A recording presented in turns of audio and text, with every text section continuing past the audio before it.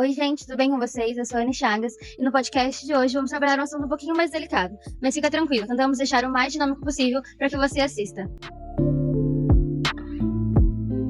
Fala, galera, seja bem-vindo a mais um episódio do Pode Crer. E eu sou a Anne Chagas e a gente está com a nossa professora Priscila, de Biologia. E hoje a gente tem duas convidadas para falar um tema super importante. E hoje a gente está com a doutora Ana Flávia, que atua na área de clínica geral com postinho, e com a doutora Mirella, que trabalha no ambulatório de psiquiatria. Isso. Tudo bem, doutoras? Como vocês estão? Tudo bem, tudo certo. Conta pra gente um pouquinho como foi trabalhar aqui no postinho da cidade, chega muita demanda pra vocês, como que funciona? Falando em saúde mental, né, da nossa demanda de saúde mental, ela é bem grande, sim, né? A gente tem bastante paciente aqui, bastante paciente conjunto de diversas áreas de saúde mental mesmo, né? O atendimento aqui, especificamente para o município, é feito, né, nos postos de saúde. Eu atuo no posto do centro e a Mirella divide e atua um pouquinho em cada um dos 3 postos. E aí, qual que é a diferença, né, entre passar com o clínico, passar com o psiquiatra, quando que a gente procura cada um? É desejo do paciente, é indicação médica, como que é, né? Geralmente, quando a pessoa está em algum tipo de sofrimento relacionado à saúde mental, né? Então, um quadro depressivo, um quadro de ansiedade, ou até quadros mais intensos, né? Então, transtorno bipolar, esquizofrenia, alguma coisa identificada pela família, né? Ela procura o atendimento no posto e esse primeiro contato costuma ser com o clínico geral. Então, pode passar com qualquer um dos clínicos dos 3 postos e aí a gente vai identificar o risco e a necessidade desse paciente para passar ou não com o psiquiatra. Então, geralmente, os encaminhamentos, eles são feitos pelo clínico para o psiquiatra. Então, o psiquiatra, ele é considerado um médico especialista, né? A gente encaminha para o ambulatório de psiquiatria. E aí, eles são acompanhados pela doutora Mirella e a gente vai acompanhando conjuntamente, né? Como ela atende numa frequência um pouquinho menor, os pacientes acompanham com ela mensal, a cada 2, 3 meses, a cada 6 meses, dependendo do quadro, e a gente conjuntamente vai acompanhando, renovando as receitas, ajustando a medicação, vendo as necessidades do paciente. Então, não é todo o paciente que a gente vai encaminhar ao psiquiatra, né? O clínico, ele é para resolver 80% das demandas. Então, a maior parte dos casos vai parar ali com o clínico mesmo, vai ser medicado e acompanhado pelo clínico. Quando a gente identifica que alguma coisa está saindo do controle, que a gente não está dando conta de estabilizar um quadro mais grave também, né? Um quadro mais ali com algumas nuances diferentes, eu peço socorro, no caso, ou a gente, né, encaminha ali para ela fazer o acompanhamento, identificar outros fatores de risco, fazer exatamente um diagnóstico, né? Que um diagnóstico de transtorno mental, né? Ele não é tão fácil assim, né? Igual a gente vê as pessoas falando, eu tenho ansiedade, eu tenho depressão, eu sou bipolar, Nem né? sempre o Dr. Google acerta, né? São muitos fatores envolvidos. Sim, são vários fatores, tem vários fatores de risco, né? Quando a Ana passa, a Ana não, né? Todos os médicos ali passam pra gente, o paciente costuma já vir medicado, né? Então já chega pra mim com um suporte já medicamentoso que o clínico já ofereceu. Uma hipótese diagnóstica, né? Com Isso. algo que a gente pensa que pode estar acontecendo. E aí fica mais, assim, é mais fácil de manejar, né? Porque ele não chega totalmente, assim, sem nada. Às vezes chega. Por exemplo, às vezes já vem direto, assim, pra mim do hospital, já vem pra mim. Então, São por quadros mais exemplo, agudos, né? isso, é um paciente que tava num quadro agudo, num surto, aí levaram pro hospital, e aí do hospital, às vezes eles entram em contato comigo, aí no dia que eu venho, eu falo, não, traz aqui, e aí eu já, daí ele já vai direto, e eu já começo já o tratamento. Aí, comigo, né, a gente tenta estabilizar, depois eu começo a ver o paciente com uma menor frequência, né, depois de um tempo, e, por exemplo, o paciente ficou bom, estabilizou, necessita continuar com a medicação ou eu já posso ir desmamando?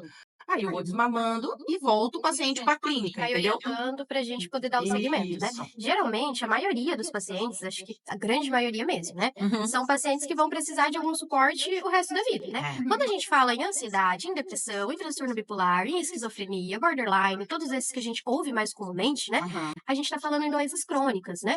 Então, assim, não são quadros pontuais, embora a maioria das pessoas pense dessa forma, né? Eu tive um quadro de ansiedade, né? Eu tive um episódio depressivo, mas na maioria das vezes são doenças crônicas. É um É um transtorno. transtorno, né? Envolvendo ali toda a estrutura de vida do paciente, todo o passado, todo, né, a estrutura familiar, histórico Isso. familiar. Exatamente. E esse paciente vai ter que ser acompanhado de forma contínua, né? E às vezes é difícil colocar isso na cabeça do paciente. É bem difícil. O que eu costumo falar para eles é assim: a ansiedade, ela é normal para nós seres humanos. Nós precisamos ter ansiedade, né? E como que eu eu vou diferenciar uma ansiedade normal ou de uma que, Patológica, né? patológica? É a partir do momento que essa ansiedade me traz um prejuízo na minha vida e um sofrimento significativo. Algo que excede. Isso. Então, assim, ai, amanhã eu tenho uma prova, uma entrevista de emprego. Ai, tô mais ansiosa e tal, não sei o quê. Bacana. Mas uma coisa corrida, um sofrimento significativo, um prejuízo nessa vida, aí a gente já passa a ver como um transtorno de ansiedade. Quando a gente não consegue mais identificar os gatilhos, né? Isso, Então a pessoa, eu tô bem, não tá acontecendo nada, e mesmo assim eu tô me sentindo ansioso. Isso. Né? Quando a pessoa começa a ultrapassar também um limite ali dos sintomas físicos, né? Então a Sim, pessoa sim. começa a apresentar diversos sintomas que a gente entende que é relacionado à ansiedade Uhum. e que causam um sofrimento físico, né? Uhum. Então, alteração de pressão arterial, diarreia, Sim. vômito, dor de estômago, batedeira no Taquicardia, peito, isso né? mesmo. Falta de ar, Sim, sim. né? E às vezes alguns casos até mais intensos, né? Desmaios, Sim, tudo, sim, né? Crise sim. convulsiva, Sim. tudo podendo ser relacionado a isso. A gente pode falar que depois da pandemia aumentou o número de casos de pessoas com problemas relacionados à saúde mental? Pode, assim, durante a pandemia teve esse aumento, né? Isso já foi estudado certinho. Mas a tendência depois foi que diminuísse esses transtornos ansiosos com o decorrer que todo mundo foi vendo que a coisa foi normalizando. Mas durante a pandemia foi um boom, assim, um ápice. Assim, né? A pandemia, ela é fora, né? Tipo assim, é uma coisa que nunca aconteceu. Isso, a gente analisa meio diferente, né? Quando a gente, por exemplo, vai consultar um paciente, né? A Algumas pessoas gente. tiveram perdas também, né? Isso, Tanto de familiares como de sim, sim, sim. Eu estava vendo uma pesquisa recentemente, né, para o podcast, e eu vi que aumentou cerca de 43% na faixa etária de 15 a 29 anos. Tipo assim, essa questão das crises de ansiedade aumentou muito, tipo, drasticamente, eu fiquei assustada. Teria algum motivo, alguma razão por isso? Tipo, isso tá um dado desde 2019 aumentando. Aumentou 43%. Tem algum motivo, uma razão? Tipo, alguma coisa desencadeou por isso ou só aumentou assim mesmo, será? Então, eu acho que nós temos mais critérios diagnósticos, né? E o ambiente que a gente está inserido também influencia muito na nossa ansiedade, né? Então, as coisas hoje é muito rápida, né? E eu vejo isso aí, é uma coisa que eu vejo no consultório, né? Nos atendimentos, que principalmente os adolescentes, eles têm se comparado muito. E como tem acesso à internet, então vê alguém, eu não tenho isso, o outro tem, e aí isso já causa um sofrimento. Aquela pessoa conquistou isso, será que eu vou conseguir? Será que eu vou dar conta?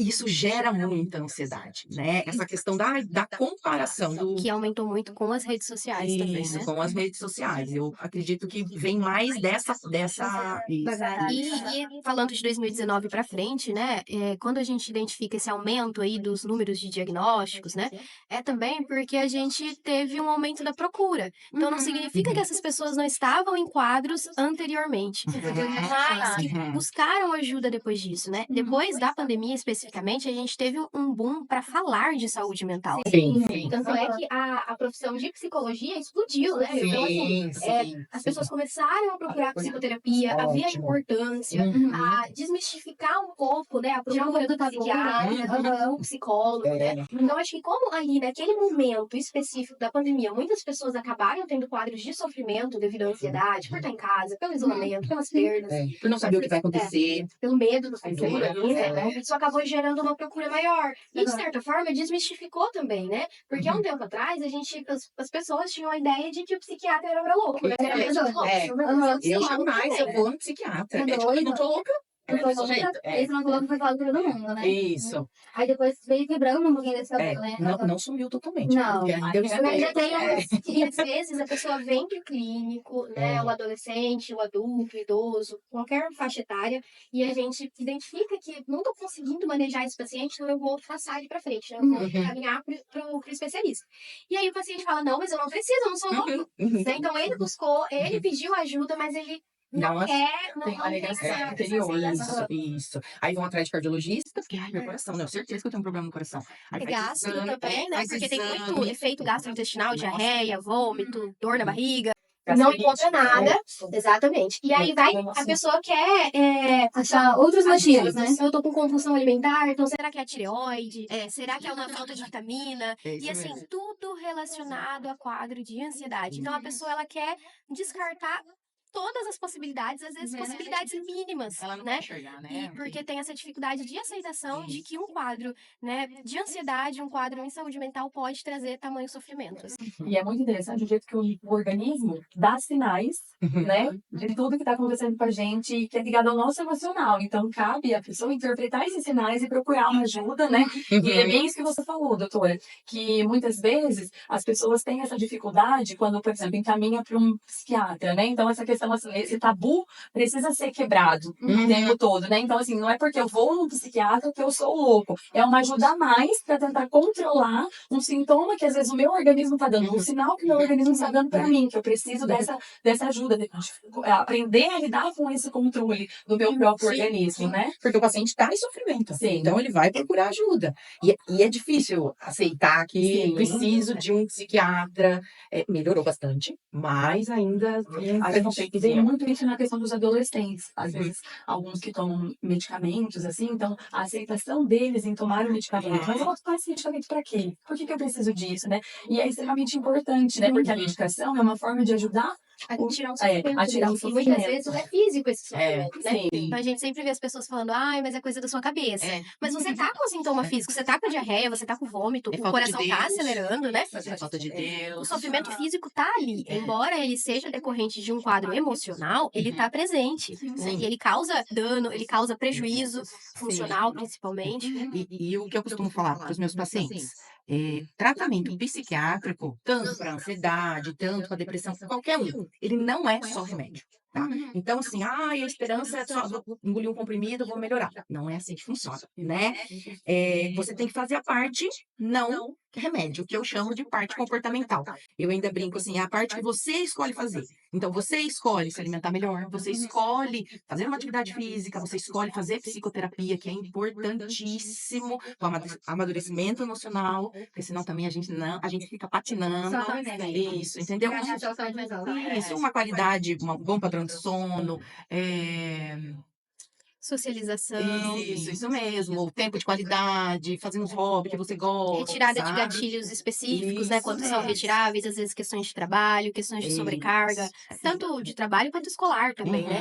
Então, às vezes, se retirar de algumas atividades que estão causando ali uma sobrecarga no dia a dia. Sim, Então, sim. tentar retirar esses gatilhos é importante também. E saber lidar com a frustração. Lembra que a Acho gente que falou essa isso? é a maior, é o que a gente vê, Isso. nossa maior dificuldade, assim, isso desde do adolescente ali, da primeira, né, do primeiro contato até a terceira idade. A Aham. dificuldade que os pacientes, incluindo o ser humano, né, nós Sim, temos sim. de lidar com a frustração. E às vezes é uma coisa que a gente até se pega comentando, que às vezes até a gente tem dificuldade de lidar com a frustração, né, do por que aquele paciente não acompanhou, por que que ele não tomou o remédio, por que que ele não fez aquilo que eu pedi. Isso mesmo. Sim. E até a fica gente precisa chateada, ter que lidar com essa frustração. Sim, tipo assim, nossa, se ele tivesse feito, Tinha dado nossa, tinha dado certinho. certo, por que ele não fez? Aí a gente tem que parar e lembrar que a escolha é do outro, não é você. Você não tem o poder sobre o outro, você só tem o poder sobre você, sobre as suas emoções, somente.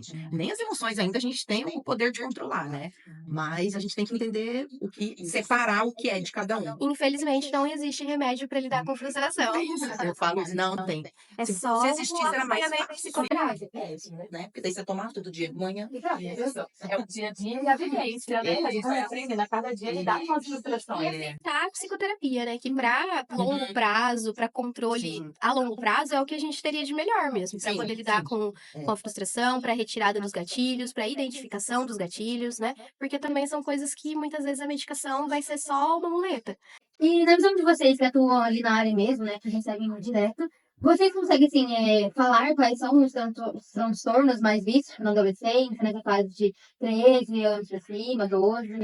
Quais são os casos que vocês mais veem? Você quer falar do consultório ou da literatura? Acho que o que a gente mais pega, né? Então, o que eu pego mais seria o transtornos ansiosos, né? Que é a transtorno de ansiedade generalizada. Só que aí já é um pouquinho mais ali no final da adolescência, indo para o começo do adulto jovem, né? E também nesse contexto vem as fobias específicas, né? Ali também. Mas conforme a gente estava falando lá da frustração, tem muito jovem hoje em dia, né? Que conforme essa de não saber lidar com a frustração, vem com essa labilidade emocional, que são alguns pacientes que acabam se machucando, né, se cortando, não com a intenção de querer morrer, né? A gente chama esse comportamento de chama para-suicídio. O que que isso significa?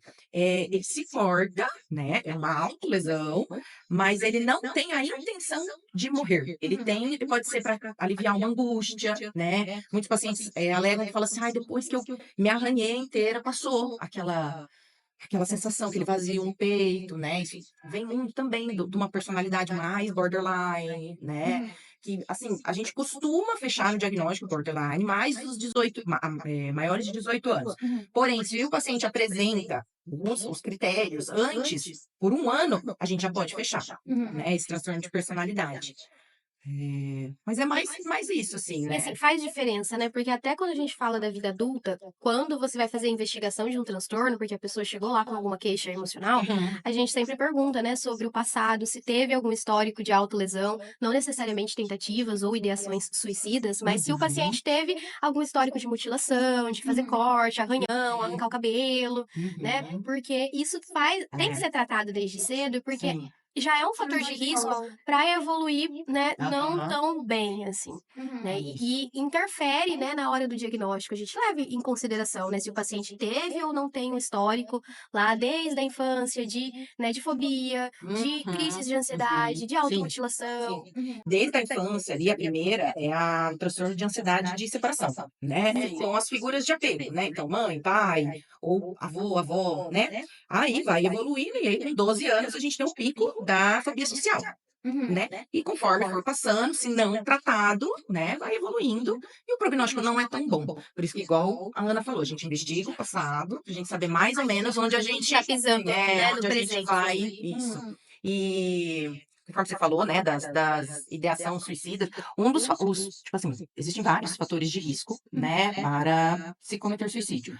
Mas tem dois que são, assim, os mais principais. Um é ter um transtorno mental, né? Então, assim, 95% dos casos, né, o paciente tinha um transtorno, né? E o segundo são tentativas prévias. Então, aquela história de, ai, já tentou várias vezes, não vai, não quer se matar, Pra chamar atenção. é para chamar né? atenção, não, deixa lá, sempre faz isso. Isso é um fator de risco muito importante, né? Então, assim, tanto que, por exemplo, depois de uma tentativa de suicídio, né, que não foi consumada, o paciente ainda tem um risco eminente, assim, de tentar de novo, muito mais forte, até uns 3 meses. Então, um período que você tem que ficar mais alerta, né? E agir, né, pensando em medicação, em psicoterapia, Isso, até o em tratamento disso, internamento, né? Dependendo do grau do transtorno, ou do grau, sofrimento. isso, né? Da vontade, né? Se a gente quantifica também por meios de letalidade, né? Então, assim, se é alto, médio, baixo, né? Mas toda tentativa é importante a gente observar, né? Isso, por mais que foi, assim, um meio de baixo risco, né? Por exemplo, ai, não sei, assim, tomei uma dipirona e foi para morrer. Você passa a parte do nosso cérebro que segura isso, entendeu? Então, assim, foi um meio letal baixo? Foi. Mas você passou essa parte. Você fez para isso, entendeu? Então, a gente tem Não é que olhar. necessariamente o método, e sim a Isso, ideação da pessoa que conta, né? é o comportamento suicida, né? Que a gente tem que ficar de olho. E você falou que um dos principais motivos, né, seriam esses dois, e primeiro você mencionou sobre os transtornos. Então, vocês acham que toda pessoa, talvez não toda, mas a maioria das pessoas que tem uma crise de ansiedade, algo assim, pode desenvolver e chegar numa situação mais extrema?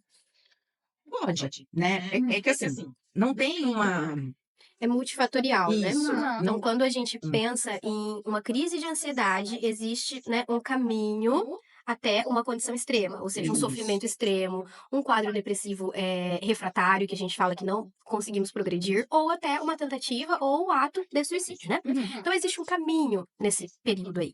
E, assim, é muito multifatorial. A gente vai Isso, ter tem- diversas condições, não tem não como a tem. gente diz. E assim, são A pessoa fez tantas isso. coisas que interferem, né? Desde uma crise de ansiedade até a tentativa de suicídio, por exemplo, que a gente leva em consideração tudo. O histórico familiar, um dos fatores de risco, inclusive, é ter doença mental na família, ou exatamente, e inclui também tentativas ou suicídios em familiares.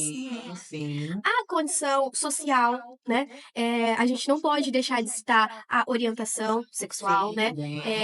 Que interfere nisso. A gente não pode deixar de citar a situação financeira, que Sim. infelizmente é um fator de Sim. risco grande, né? Sim. Não que pessoas em boas condições financeiras não cometam, mas a gente tem um risco maior quando a pessoa encontra nisso um sofrimento também, Isso, né? o uso de drogas, né? E álcool, né? Isso, Precipitam muito isso. quadros mentais e É. quadros de suicídio É. também.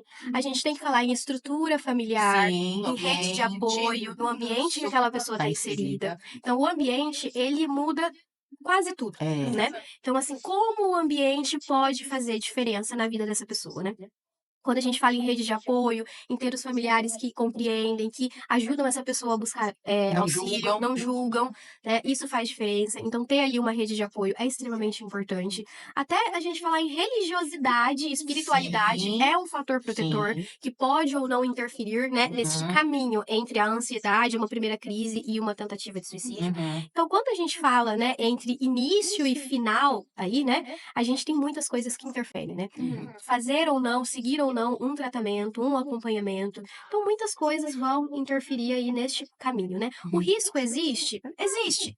Né? Então, é importante que desde aquela pessoa que teve lá sua primeira crise de ansiedade, ela busque entender o que aconteceu, entender o porquê aconteceu, se ela necessita ou não de tratamento, porque também não é porque a pessoa teve um episódio isolado que ela vai ter que usar medicação o resto da vida, né? A gente vê as pessoas chegando com esse medo lá de, meu Deus, eu tive uma crise de ansiedade, então agora eu vou ficar refém, eu vou viciar em uma medicação. E não é dessa forma. Não. Né? Mas é necessário que a pessoa, desde o primeiro momento, ela já busque uma avaliação, ela Isso. busque entender o que ela pode fazer para evitar uma progressão daquilo. Isso. Existem transtornos psiquiátricos que realmente vão usar remédio pro resto da vida. Né? Casos crônicos, né? Casos mais Refratários, com Isso. dificuldade de Esses estabilização. vão o resto da vida, porque a medicação ela vai entrar com uma qualidade de vida. Ela vai devolver para o paciente, ele vai conseguir se socializar, né? Ele vai conseguir Ser funcional, muitas vezes, isso, trabalhar, entendeu? socializar. Ficar na família, sabe? Ter o apoio. Ser uma pessoa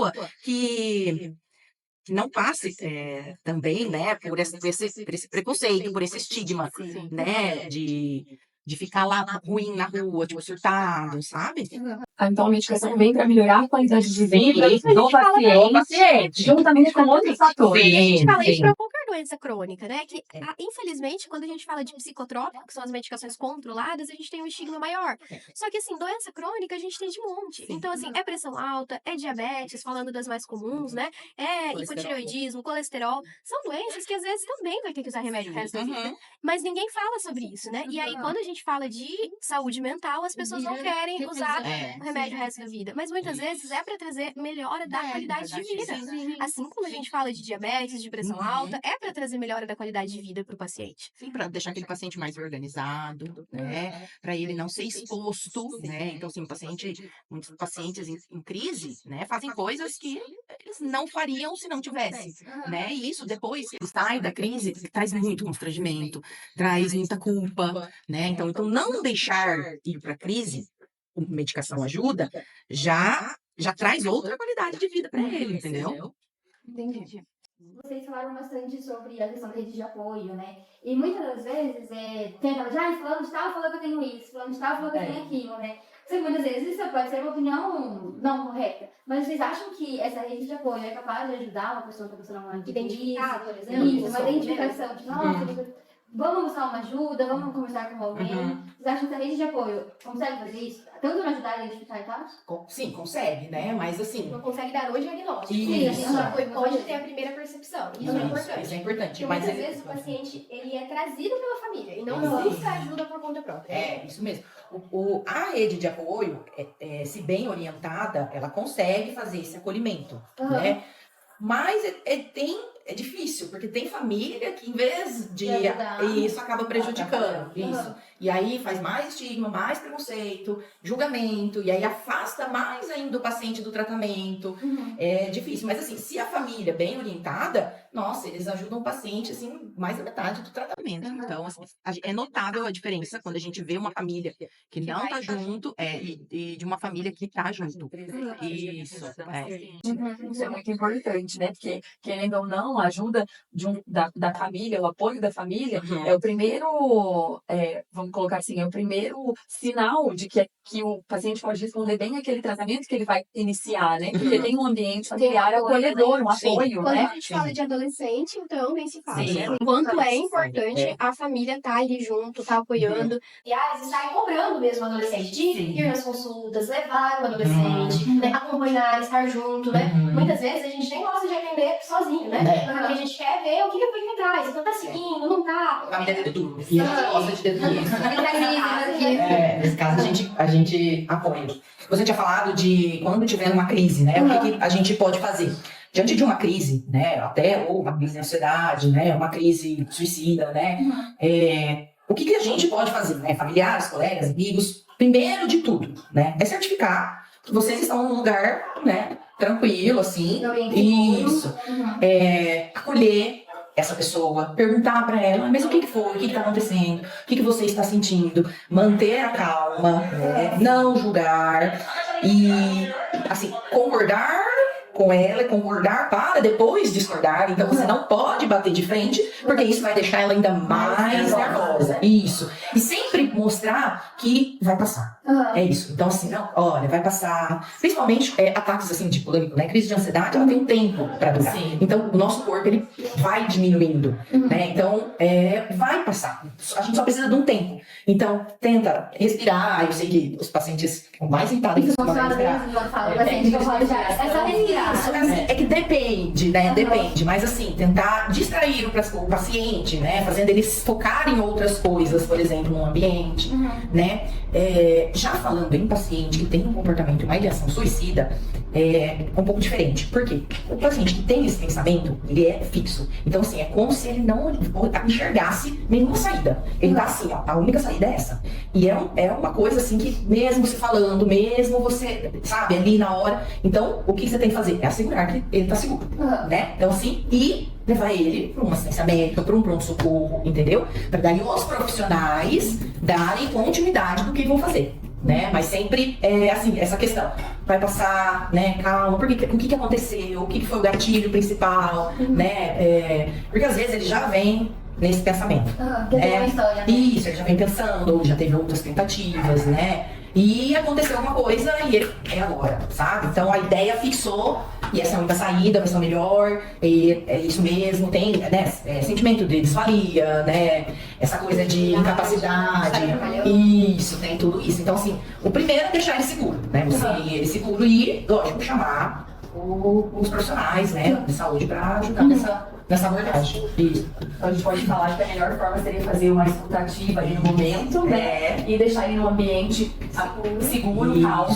E ouvi-lo, né? Essa escutativa seria ouvi-lo para que ele E todos falam, assim, por exemplo, porque tem muitos que se fecham, né? Pra si mesmo, não quero falar. A gente já teve alguns casos assim, não quero falar, quero ficar quietinho. E a gente às vezes tenta extrair alguma informação, mas às vezes não consegue. Então a gente oferece às vezes uma água com açúcar, ou você quer conversar agora, então deita, relaxa, fica em uma posição mais confortável, oferece um ambiente. Eu acho que são a gente pode colocar que são situações que a gente oferece para a pessoa que está numa crise, que vai fazer ele diminuir, acalmar, né, e fazer com que ele fique mais tranquilo para falar. Você acolhe, né? Então você assegura, fala, olha, eu tô aqui.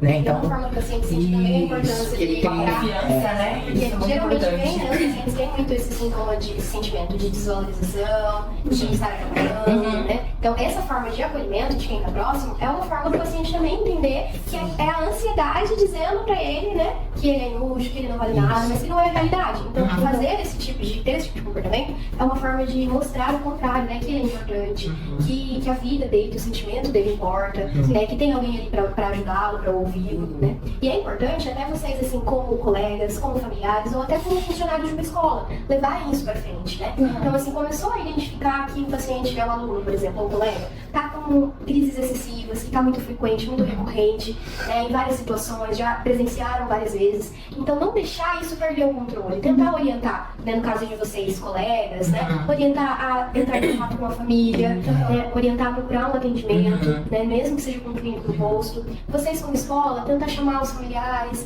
tentar saber o que está acontecendo. Às vezes tem alguma situação por trás. Acho que a educação tem esse papel, né, de proteção também ao adolescente, à criança e adolescente, né? Então é importante identificar, né? Eu sei que aqui, infelizmente, vocês não estão de psicólogo, né? Então a gente acaba tendo que ficar com esse papel, né? Então, assim, levar pra frente, né? Então, a escola, muitas vezes, vai ser o local de maior segurança daquela pessoa, daquele paciente, né? Ainda mais quando, como a gente sabe, que muitos pacientes vivem numa situação de vulnerabilidade muito grande, né? Então, assim, de abuso, de fome, de situação de pobreza mesmo, né? De abuso de substâncias em casa, pelos familiares. Então, infelizmente, a gente sabe que isso é uma realidade, né? E às vezes a escola é o lugar de maior segurança que essa pessoa tem. Então, é importante os colegas e os funcionários estarem identificando quando as coisas estão saindo do controle para poder chamar e poder organizar uma rede de apoio, né? Porque é o nosso papel também, né? E é por isso que a gente tenta sempre fazer essa parceria aí da saúde com a educação, porque nós estamos falando das mesmas pessoas, né? Tá cada um trabalhando na sua caixa, mas assim, a gente é um município pequeno, então a gente tá falando das mesmas pessoas, né? Então, a pessoa que está tendo a crise de ansiedade aqui na escola, muitas vezes ela vai estar lá no posto também, vai estar acompanhando comigo, ou com outro clínico, vai estar acompanhando com o psiquiatra,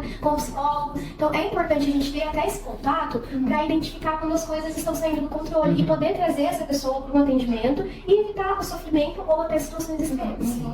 Então, vocês têm alguma coisa para vocês falarem assim, pra gente encerrar? Ou pra gente deixar de lembrete, talvez, uma coisa importante? Acho que antes só de terminar, a gente poderia falar um pouquinho sobre uma coisa que é muito recorrente, é muito importante, e a gente precisa bater em cima disso, que é o abuso de drogas. Então, assim, falando disso como um grande, um enorme fator de risco para ansiedade, depressão e, inclusive, suicídio, né? Então, o abuso de substâncias no geral, álcool e drogas, né, incluindo até o cigarro mesmo, podem gerar uma piora desses quadros. Então a gente sabe que muitas vezes vem inicialmente com uma fuga do sofrimento que já existe, né? É a dificuldade de enfrentar, que é a dificuldade de lidar com a frustração, aí acaba correndo uma recompensa momentânea ali para diminuir aquela angústia. E assim, é uma coisa muito traiçoeira, né? Porque realmente, inicialmente, vai gerar um prazer, vai gerar uma recompensa. Mas a longo prazo é científico, é comprovado. São mais benefícios. Inclusive de piora daquela sensação inicial, de afundamento daquela sensação inicial. E isso para álcool, para outras drogas, né, ilícitas e até para o próprio cigarro. Então assim, vai ter aumento da ansiedade, vai ter desregulação do humor, né? Então a pessoa vai cair, né, no momento do uso, ela vai ficar eufórica e depois vai vir uma sensação pior ainda. E muitas vezes faz utilizar novamente. Fica nesse ciclo.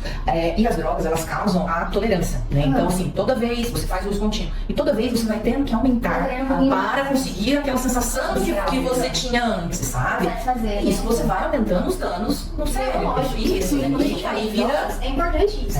A gente falar até o quanto isso precipita um transtorno mental. Eu lembro que eu tinha um professor que ele sempre usava um exemplo assim, que existem pessoas de pontes fracas e pessoas de pontes fortes, né? Então, aquela pessoa que não tem uma estrutura muito bacana, que já passa por diversas situações, que tem histórico de doença mental na família, já tem um pezinho, ela tem uma ponte um pouquinho mais fraca. E a outra pessoa que não teria nenhum fator de risco, se é que isso é possível, teria uma ponte mais forte, né?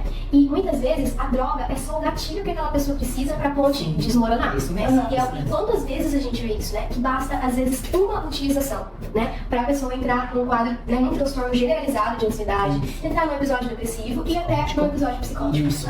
Que é extremamente grave. Isso, tem muitos estudos, muita associação da cannabis com a esquizofrenia, com o transtorno psicótico. E é muito grave. Então, assim, se você já tem... É uma droga que as pessoas banalizam. Isso, tem fácil acesso. Se fosse tranquilo, isso, não vem vai da dar terra, nada, Deus deu. natural. E é completamente o oposto. Tudo bem que a gente tem o canabidiol, que é a parte medicinal que a gente está estudando, que foi tirado. Mas na cannabis ainda tem a parte que é o THC, que é a parte que dá a dependência, que é a parte que dá o barato e que é a parte que acaba com a ponte. Então, assim, quando você tá lá utilizando, não separa. Não tem como. Você está ingerindo, você está consumindo os dois. E tem até uma questão também da conscientização, né? Se eu faço algum uso de um medicamento, né? Eu jamais posso fazer o uso de uma bebida alcoólica ou de uma droga, porque acredito que corta completamente o efeito do medicamento e vai levar o indivíduo a ter sintomas mais agravantes ainda, né? Então, a gente tem medicações que não podem ter efeito, né? E com outras drogas nem se fala. Não, Mas nem se assim, fala. é importante isso, né? Essa conscientização de ter, né?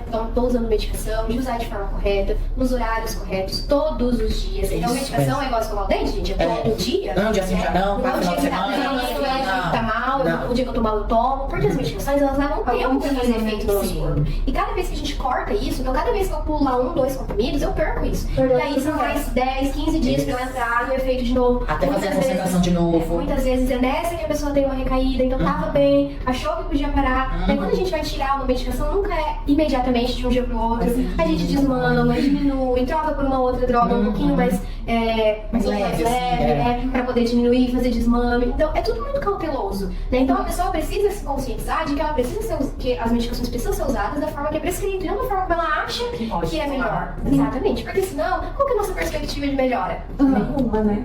Desde que não faça tratamento Entrar correto, num vício né? assim, melhora, para. Entendeu? E isso é uma forma de cronificar a doença. Sim, também, sim, né? com certeza. Porque cada vez que a pessoa cessa o tratamento por conta própria, de forma abrupta principalmente, para ela retornar e responder, nunca é da mesma forma. Então, cada vez que a pessoa para, ela gera uma tolerância ainda maior, uma dificuldade de reajuste ainda maior. Um tempo maior para você conseguir aquela estabilidade que conseguiu no último episódio. E ainda mais que quando a gente fala em episódios depressivos muito intensos, em crises de ansiedade muito generalizadas, em transtorno bipolar, a gente tem que lembrar que não tratar isso também vai gerar não só prejuízo agora, no nosso presente, então não vai gerar só prejuízo na escola, durante a prova ou para socializar. A gente tem que pensar também a longo prazo o quanto essas doenças, quando não acompanhadas e não tratadas, vão gerar prejuízo lá na minha terceira idade. Tanto de pessoas que a gente vê com quadros iniciais de demência mesmo, porque não acompanhou, porque utilizou a medicação de forma totalmente inadequada, em dose inadequada, porque usou droga, utilizou álcool junto. Então, assim, chega a ser triste, É triste. né? É mesmo. Saber que assim, a pessoa poderia não estar naquela situação, né? Só que chega um momento ali em que muitas vezes a doutora se pega até nessa situação, em dizer pra família que, olha, chegou em um ponto em que eu não tenho mais uma evolução. Não. Porque esse acompanhamento tinha que ter começado há 30, 40 anos atrás, entendeu? Então é triste chegar pra família e dizer isso, eu não tenho mais, o que eu posso fazer é isso, né? A gente vai fazer de tudo pra tentar melhorar, mas não criem expectativas de que vai voltar ao normal, porque já não tem mais volta. Então é importante agora, na adolescência, ter, no adulto jovem, né, identificar os seus riscos, identificar a frequência de que esses sintomas emocionais estão aparecendo. Saber pedir ajuda, não ter vergonha de pedir ajuda, né? E o que eu falo muito é assim, qualidade de vida, tá? Se conhecer. Igual ela falou, saber identificar. Então, quanto mais você se conhece, quanto mais você sabe as suas barreiras, até onde você vai, o que você gosta, isso, você consegue identificar isso. Fala, não, realmente eu preciso procurar alguém, realmente eu preciso de ajuda.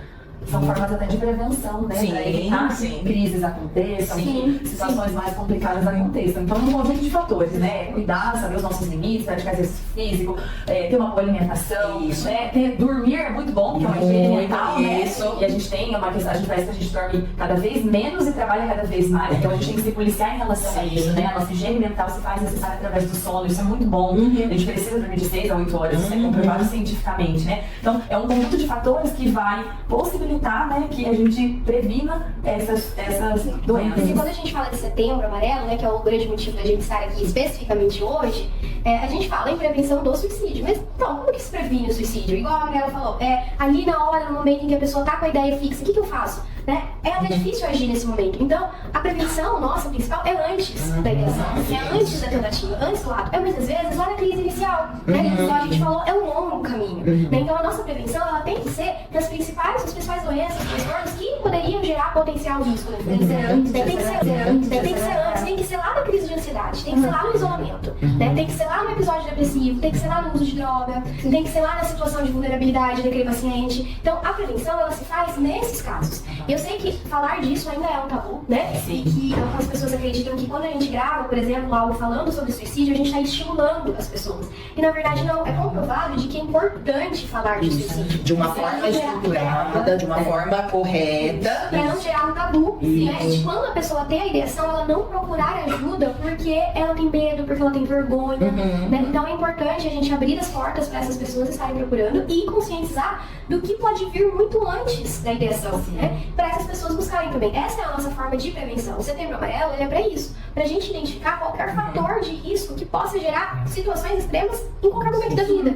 Pra fazermos todos os meses, Isso, o ano todo, exatamente. né? Então não é só em setembro, viu, gente? Não é só em setembro.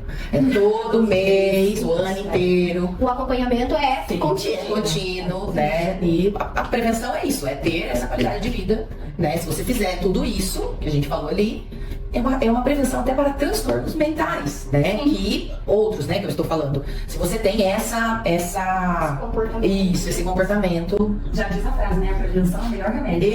Isso mesmo. Isso aí. Então, é isso? Tá bom. Tá bom?